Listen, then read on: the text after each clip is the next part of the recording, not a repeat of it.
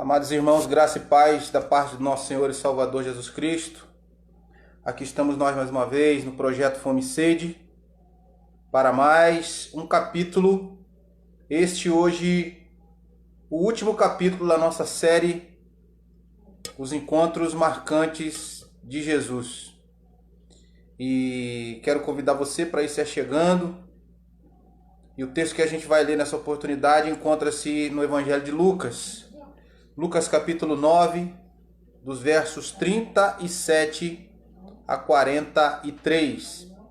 Lucas capítulo 9, de 37 a 43. É o texto que nós vamos estar lendo nesta oportunidade. Lucas capítulo 9, de 37 a 43. Lucas 9, de 37 a 43, diz assim a palavra de Deus. No dia seguinte, ao descerem eles do monte, veio ao encontro de Jesus grande multidão. E eis que dentre a multidão surgiu um homem, dizendo em alta voz: Mestre, suplico-te que vejas meu filho, porque é o único. Um espírito se apodera dele, e de repente o menino grita, e o espírito o atira por terra. Convulsiona-o até espumar, e dificilmente o deixa. Depois de o ter quebrantado, assim o deixa. Roguei aos seus discípulos que o expelissem, mas eles não puderam. Respondeu Jesus: Ó geração incrédula e perversa, até quando estarei convosco e vos sofrerei? Traze o teu filho. Quando se ia aproximando, o demônio o atirou no chão e o convulsionou.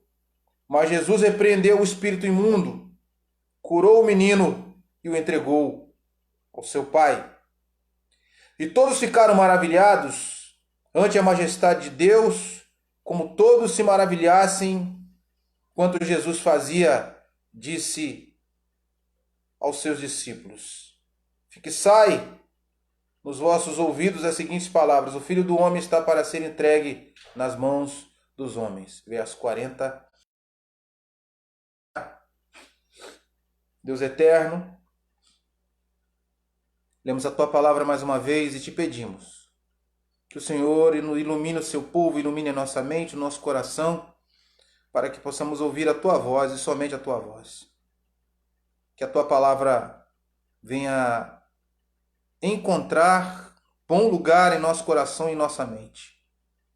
Que as pessoas que aqui adentrarem possam entender que o Senhor a chamou aqui para ouvir a sua voz. Fala, Senhor, de maneira poderosa como nos tem falado. É assim que nós te oramos. No nome doce e santo de Jesus. Amém. Tema da nossa mensagem nessa noite: graça libertadora.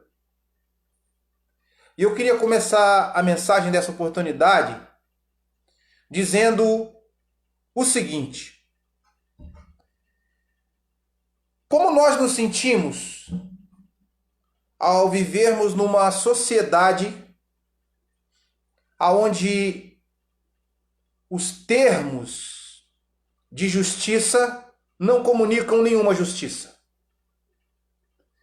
Como nos sentimos ao vermos e ao vivermos numa sociedade onde as pessoas não se preocupam umas com as outras? Como vivemos e como vemos o fato de estarmos no meio de uma sociedade que mergulha cada vez mais nas densas trevas e, em muitos momentos, quanto mais mergulha nas trevas, mais tem prazer de estar nas trevas. Mas uma coisa que eu quero nessa oportunidade chamar a sua atenção é para que entendamos que nós, como igreja, como vemos tantas coisas acontecerem, como vemos pais perderem filhos, filhos perderem pais com atos de violência, como vemos a situação do nosso país enquanto cristãos, um país voltado para a corrupção, para o carnaval, um país voltado para uma série de vergonhas que mostram o mergulho do nosso país em densas trevas. O que eu quero dizer é o seguinte: como igreja do Senhor que assiste a tudo isso, como nós nos posicionamos? E outra coisa mais grave ainda que eu quero mexer com a nossa mente, para falar de graça libertadora, nós estamos falando dos encontros marcantes de Jesus. Eu quero dizer como o mundo vê a igreja. De que maneira?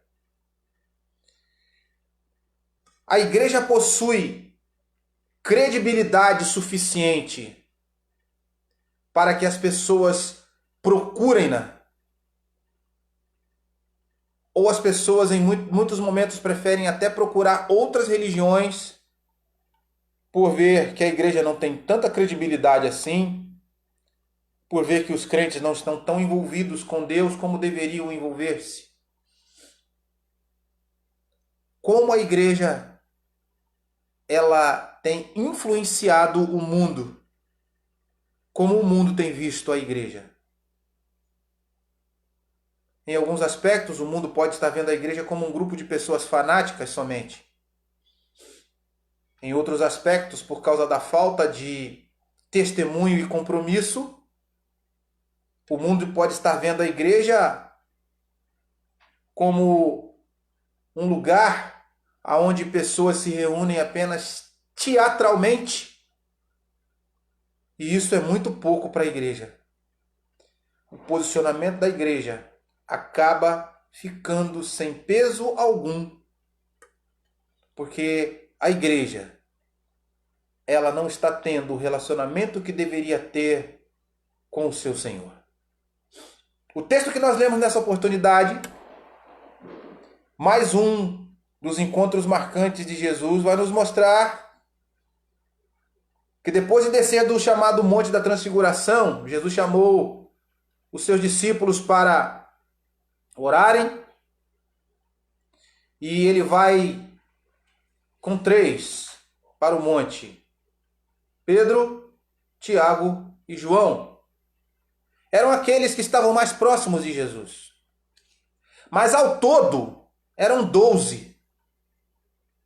Os 12 mais aproximados, e entre os 12 haviam 3 ainda mais com relacionamento mais estreitado com Jesus. Jesus sobe ao Monte da Transfiguração e a gente já sabe o que acontece lá. Ele ora e vai dizer a Bíblia que o seu rosto ficou iluminado, de maneira que eles conseguiram ver a Cristo ligado totalmente à eternidade. O rosto de Jesus resplandeceu entre eles. E a gente observa no monte que os 3 que estavam lá vão começar, inclusive Pedro, a falar uma série de coisas e a fazer uma série de coisas totalmente contrárias àquilo que a gente chama de comunhão com o Senhor, que deveriam ter no monte. Eles vão realmente demonstrar que toda aquela atmosfera que envolve a pessoa de Jesus não os interessava, ou eles não estavam envolvidos a ponto de acompanharem a Jesus, tanto em oração no monte, quanto a entenderem claramente o que estavam fazendo no monte, diante de quem estavam no monte, e por que haviam sido levados para o monte.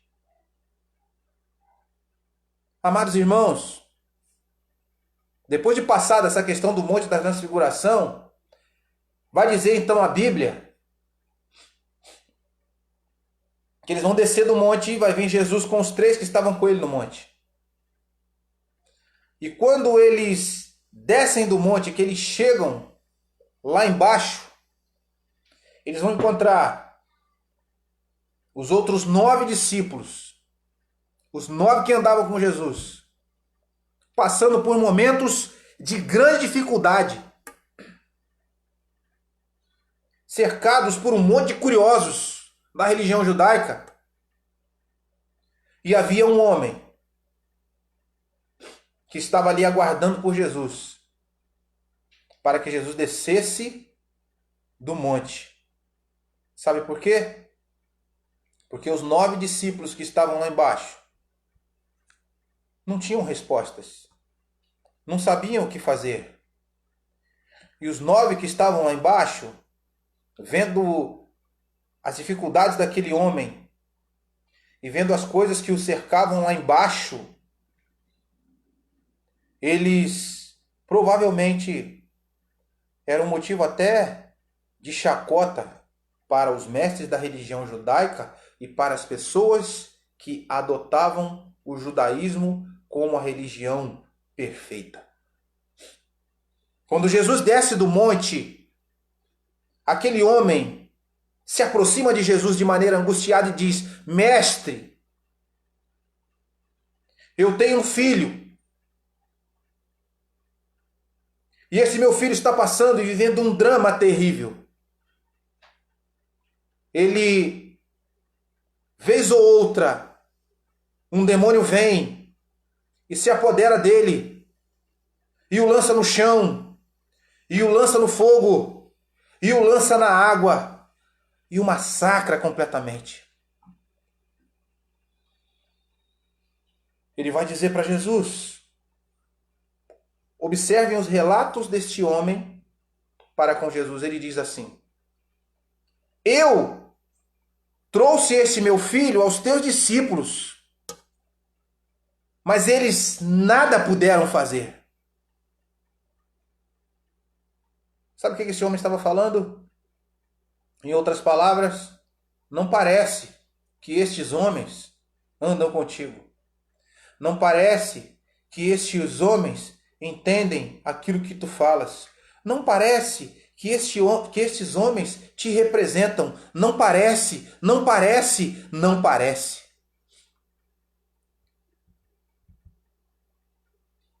Eu fico imaginando aquele cenário e eu queria que você também parasse para observar.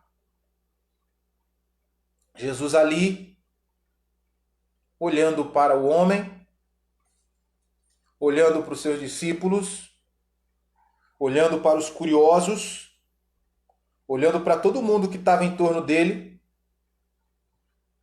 E eu fico imaginando Jesus pensando sobre todas aquelas cenas ao mesmo tempo e pessoas dentro de contextos, concepções e convicções pessoais diferentes. Jesus então vai fazer o seguinte: eu fico imaginando Jesus se voltando para os seus discípulos e trazendo até eles uma palavra de repreensão diante daquele jovem que grita quando um espírito imundo o toma, o faz convulsionar e o deixa totalmente despedaçado fisicamente, espiritualmente, psicologicamente. Eu fico imaginando quando aquele homem chega para Jesus e diz que os discípulos de Jesus não representavam Jesus como deveriam. Ele está falando, está falando da igreja. A tua igreja não te representa. E por que será?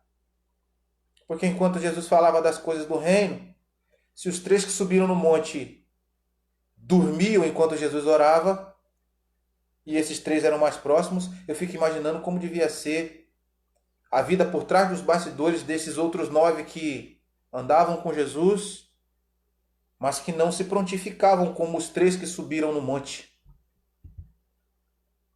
Jesus naquele momento se volta em primeiro lugar para os curiosos, que de repente estão ali, vamos ver o que ele vai fazer agora, vamos ver o que ele vai fazer. Ele se vira para eles e diz: ó geração incrédula e perversa, má de coração, por que será? Ao invés de ver este menino, esse rapaz sofrendo o que está sofrendo, ao invés de terem compaixão, estão confabulando em suas cabeças coisas até ruins ao meu respeito. Não se preocupam com alguém que está vivendo um drama e os seus corações estão cheios de maldade. Até quando estarei convosco? Já não aguento mais. Que se cumpram logo os propósitos de Deus, pois não suporto mais viver no meio de gente desta forma. Depois Jesus se volta para o pai e diz: traze o teu filho. Vai dizer o texto que quando o pai trazia o garoto e este ia se aproximando, o rapaz ia se aproximando, o demônio mais uma vez o atirou ao chão, o convulsionou, mas Jesus o repreendeu imediatamente e o espírito imundo saiu do menino. Jesus o curou e o entregou ao seu pai. Aqueles mesmos que estavam ali caçoando, todos, diz o versículo 43, ficaram maravilhados ante a majestade de Deus. Jesus havia feito um milagre e agora eles estão vendo Jesus como Deus. Como todos se maravilharam de quanto Jesus fazia. Era mais um milagre, era mais um ato, era mais uma vez Jesus mostrando todo o seu poder. E ele então ainda diz aos seus discípulos: fixai nos vossos ouvidos as seguintes palavras. Vejam se vocês ouvem agora. O Filho do Homem está para ser entregue nas mãos dos homens. Ou seja, tantas coisas eu já falei para vocês e vocês se encontram da maneira como vocês estão. E eu vou falar mais uma vez. Prestem atenção agora. Fixai nos vossos ouvidos. Guardai aquilo que vos digo. Guardai a minha palavra, pois o Filho do Homem está para ser entregue nas mãos dos homens. Jesus Cristo está dizendo: o meu tempo está chegando, guardem isso, guardem a minha palavra, guardem. Não se esqueçam delas, tão rapidamente como vocês têm feito. Irmãos amados, o que a igreja tem feito com a palavra de Deus? E se o mundo se envolve com coisas que nos lembram as densas trevas, como eu falei na introdução, com o que a igreja tem se envolvido? Com o quê? Com o que a igreja está familiarizada? O que eu quero dizer é que esse contexto que fala sobre a necessidade de comunhão estreitada com o Senhor é tão importante, mas tão importante, que nos mostra o seguinte. Nos mostram os atos de impotência dos discípulos e os atos de impotência e atos ineficazes da igreja por não haver a comunhão que deveria haver com Deus. E a gente observa quando Jesus manda que eles venham a fixar as suas palavras em seus ouvidos, ele está mostrando claramente que essa questão do relacionamento estreitado, ela se resume no fato de ouvir a palavra, de receber a palavra de crer na palavra, porque a palavra comunica o Deus da palavra. E a palavra que comunica o Deus da palavra, ela comunica a Jesus como Deus encarnado. O coração dos discípulos estava longe, tanto dos 9 que estavam embaixo do monte, quanto os 3 que subiram ao monte.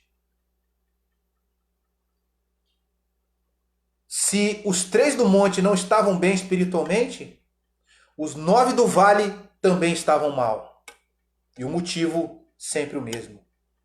A palavra pregada por Jesus, a palavra ensinada por Jesus, o único instrumento que podia libertá-los daquela preguiça. Porque é assim que a igreja vive hoje, no século 21, com preguiça. Não há relacionamento com a palavra, porque os crentes não querem ler a palavra.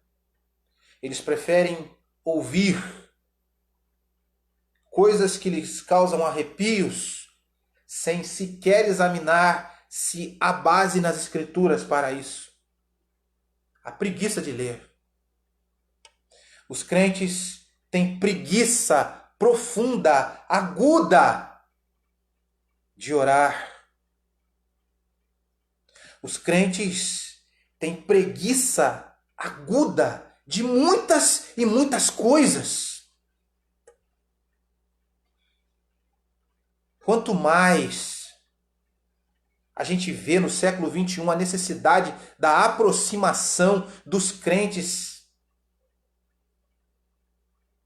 aproximação para a palavra, pois a palavra é o instrumento que nos revela a glória de Cristo no meio da sociedade. Quanto mais vemos essa necessidade no século 21, mais vemos a igreja se distanciando daquilo que está escrito. Uma coisa que me chama a atenção no texto é que eu vejo um jovem endemoniado, eu vejo um pai que vai até Jesus, eu vejo uma mãe que não está no texto, porque onde há um pai e há um filho, há uma mãe. Mas é impressionante como a gente não consegue ver algumas coisas no texto bíblico. Onde estava essa mãe? Provavelmente na sua casa, totalmente desgastada. E uma mulher, o mais impressionante é que quando um filho seu passa por uma necessidade ou por algum problema, ela luta até as suas últimas forças para ver o seu filho bem. E a gente não vê essa mulher no cenário, a gente vê o pai. E por que será que nós não vemos a mãe? Se uma mulher luta pelo filho até as suas últimas forças, provavelmente essa mulher já estava até acamada de tão desgastada que ela estava. Os encontros marcantes de Jesus. Graça libertadora. E nós vemos a graça libertadora de Jesus agindo lá no monte, com os 3 que subiram com ele no Monte da Transfiguração, com Pedro, Tiago e João, porque lá em cima eles vão ter uma série de lições. Eles vão ser libertos da preguiça de orar, porque todas as vezes que eles iam orar com Jesus, eles dormiam. Inclusive, eles foram repreendidos por Jesus. Será que vocês não conseguem ficar pelo menos 1 hora comigo? Orando? Intercedendo?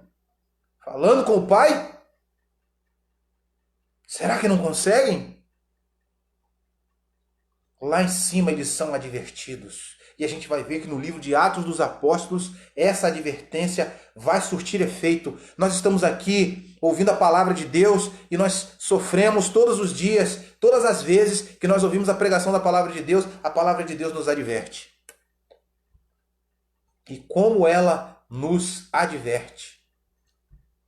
Nos adverte e adverte muito. Mas eu quero fazer uma pergunta para você. Quanto tempo vai demorar ainda para que você corresponda a essas advertências que a palavra de Deus tem feito em relação a você? Quanto tempo isso ainda vai demorar? Quanto tempo?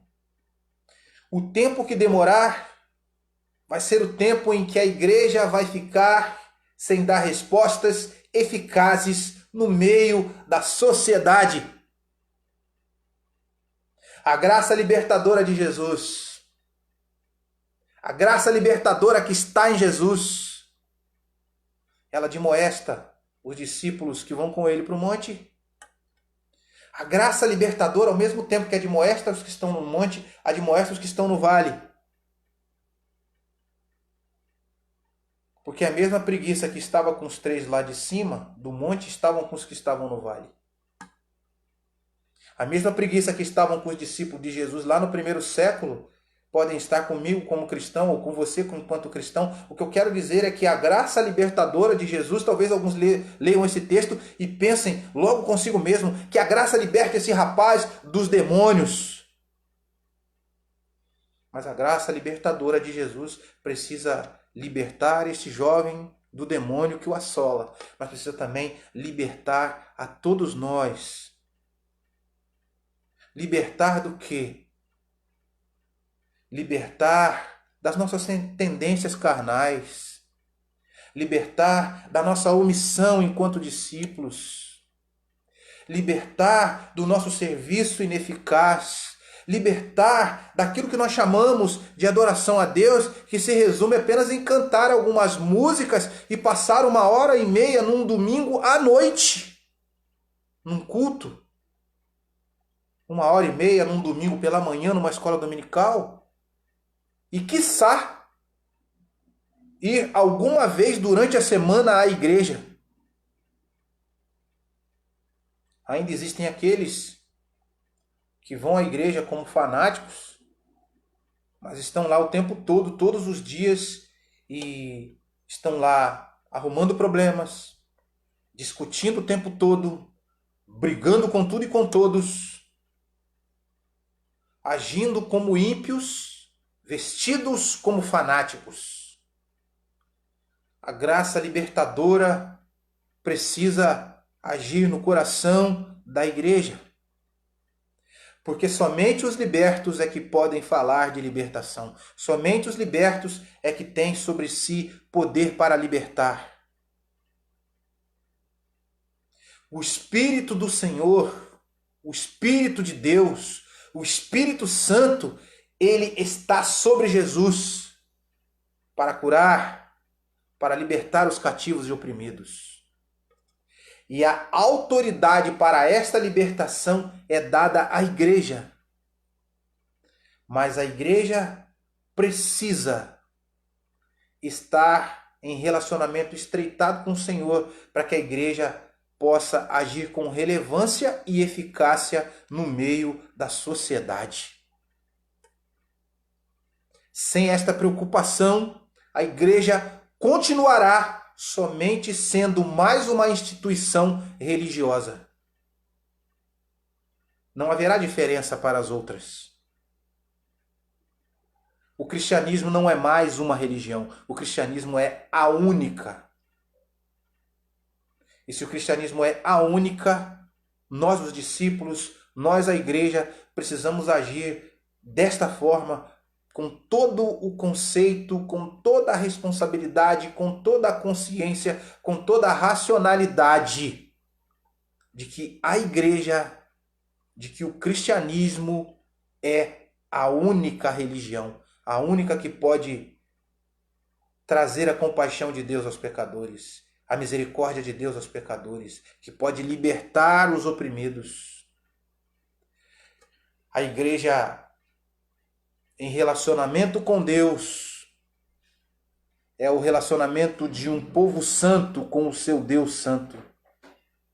No meio da sociedade, ela é o reflexo desse relacionamento. Irmãos amados, quantas coisas a gente tem para pontuar nesse texto, para observar lendo esse texto, para nos edificar vendo esse texto. Jesus havia levado 3 para o monte, e lá o monte era muito bom. E lá no monte parecia ser tudo, pareciam que eles estavam no céu. Mas eles entenderam lá no monte, que o que eles buscavam no monte era para descer até os vales. O que eles viram no monte, a experiência que eles tiveram no monte, que era através da oração e não a mística do monte. E não simplesmente subir o monte por subir ao monte, mas para orar no monte, para depois descer para os vales. Porque as pessoas estavam nos vales das trevas, nos vales de suas crises, nos vales dos seus pecados, nos vales das iniquidades plurais que elas vivem. Eles tinham que estar no monte para descer nos vales, para pregar o evangelho cheio do poder de Deus. Mas o poder de Deus só se revela para com aqueles que têm um relacionamento estreitado por Deus, com Deus. É por isso que a igreja do nosso tempo, às vezes, ela é até barulhenta, mas ela não é eficaz. Porque ela não gosta de ler a palavra, porque ela não ora como deveria orar, porque a piedade, porque a transformação não é vista. Irmãos amados, os 3 que estavam no monte aprenderam algumas lições. Aprenderam que Jesus havia os levado para o monte e havia deixado 9 no vale. Os 3 que estavam no monte deveriam orar por eles mesmos e interceder pelos 9 que ficaram no vale. Eles não oraram por si mesmos. Eles não intercederam pelos 9 que ficaram no vale. E por eles não orarem, era necessário que a libertação, a graça libertadora, se manifestasse de forma plena, na incompetência, na inoperância, na ineficácia, na impotência dos discípulos, na impotência da igreja. Os 9 que ficaram no vale não entenderam que Jesus havia subido com os 3 no monte para orar e que eles também deveriam ficar no vale, orando, intercedendo a Deus, pedindo: Senhor, que a mesma graça que os alcançarem lá no monte, que nos alcance aqui no vale. Eles aprenderam que Jesus os mostrou que eles deveriam orar no monte e deveriam ser eficazes no serviço enquanto igreja nos vales, ou no vale das que as pessoas viviam. A graça libertadora, ela nos ensina algumas lições muito importantes, muito interessantes. E eu queria pontuar algumas para a gente poder caminhar para o final nessa última pregação dos encontros marcantes com Jesus. Porque se a gente for pregar sobre todos os encontros marcantes com Jesus, o final dos tempos vai chegar e a gente não vai conseguir zerar todos os encontros marcantes. São muitos. Mas este encontro marcante de Jesus é um encontro marcante onde a graça libertadora ela se manifesta na sua plenitude. Primeiramente a igreja, como a gente já falou. A igreja precisa ser liberta das suas convicções pessoais para poder atender às convocações do Senhor. A igreja precisa vigiar em oração. A igreja precisa pensar, orar, suplicar e dizer: Senhor, faz de nós uma geração de discípulos que seja eficaz no meio da sociedade e no vale das pessoas. Quando as pessoas procurarem os discípulos de Cristo, que os discípulos de Cristo, em nome de Jesus, na dependência de Jesus, não digam, nós não sabemos o que fazer. A graça libertadora, em primeiro lugar, então se revela à igreja, aos discípulos. A graça libertadora liberta a igreja de uma concepção que a igreja tem de si mesmo. A igreja, ela acha que é aquilo que não é. Os discípulos andavam com Jesus e achavam que eram aquilo que não eram. Porque o pai do menino que era endemoniado, do jovem que estava endemoniado, diz para Jesus: Senhor, eu trouxe o meu filho aos teus discípulos e eles nada puderam fazer. A igreja precisa ser conscientizada das suas limitações e ser liberta da maldita segurança naquilo que não se tem segurança. Nós não temos segurança de maneira nenhuma, apenas fazendo um culto atrás do outro. Isso não vai nos levar a nenhuma segurança. Nós não temos segurança sendo da denominação A, B ou C. Isso não nos traz segurança. Nós não temos segurança por termos sido batizados há 5, 10, 15, 20 anos. Isso não nos traz nenhuma segurança. O que nos traz segurança é declararmos que fomos marcados profundamente pelo Senhor.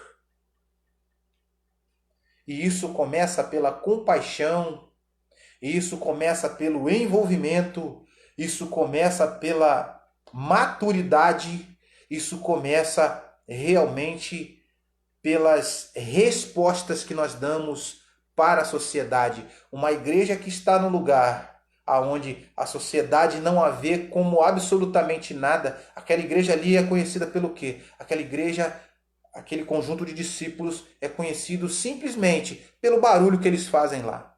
Aquela igreja é conhecida simplesmente pelas pessoas se acharem que são realmente seres humanos superiores e estão num patamar de espiritualidade tão grande que eles chegam a ser místicos. Isso precisa ser liberta, a igreja precisa ser liberta dessas coisas. Porque quando realmente alguma coisa acontecer que a igreja precisa se pronunciar e se manifestar, não adianta fingir que está cheio quando se está vazio. Observemos o retrato da igreja brasileira em muitos dos seus fragmentos. A igreja no Brasil, ela é dividida em 3 porções. O berço do protestantismo tradicional, o berço do protestantismo pentecostal e a tragédia do neopentecostalismo. Observemos as igrejas neopentecostais do nosso tempo. São somente movimentos místicos. Aonde estão os pregadores da prosperidade agora? Para onde eles foram? Que respostas os seus movimentos, as suas, entre aspas, igrejas dão para esse momento em que o mundo